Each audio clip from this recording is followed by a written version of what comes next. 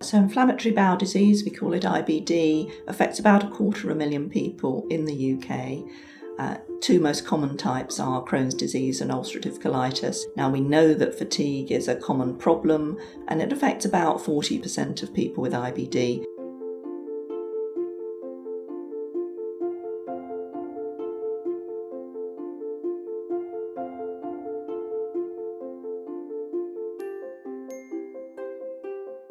I first noticed fatigue was a big part of the symptoms of my Crohn's in my 20s. I found that I used to get quite tired quite easily. It's like an uphill bicycle trip sometimes. You're just pedalling away, but you're just permanently exhausted.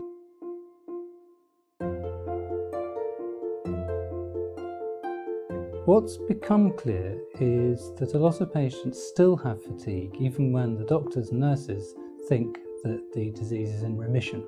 It's kind of the forgotten symptom, as it were. So you have to explain to people, and often explain to the doctors, well, okay, I feel okay, but I'm just really tired all the time. And sometimes they won't know what to do. I think IBD nurses and doctors can often feel very frustrated that they can't do more or offer more help.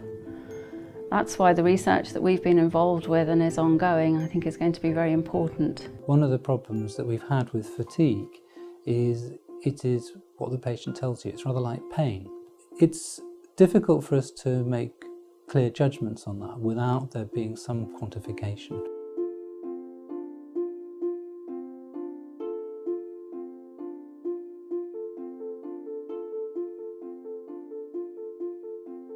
So what we've done is to work on a list of things that are likely to be an explanation for fatigue that could be readily identified by simple testing and with a possibility for treatment. So to check that nothing that could be reversible has been forgotten, that healthcare professionals are thinking about this more systematically and checking that all the right tests have been done.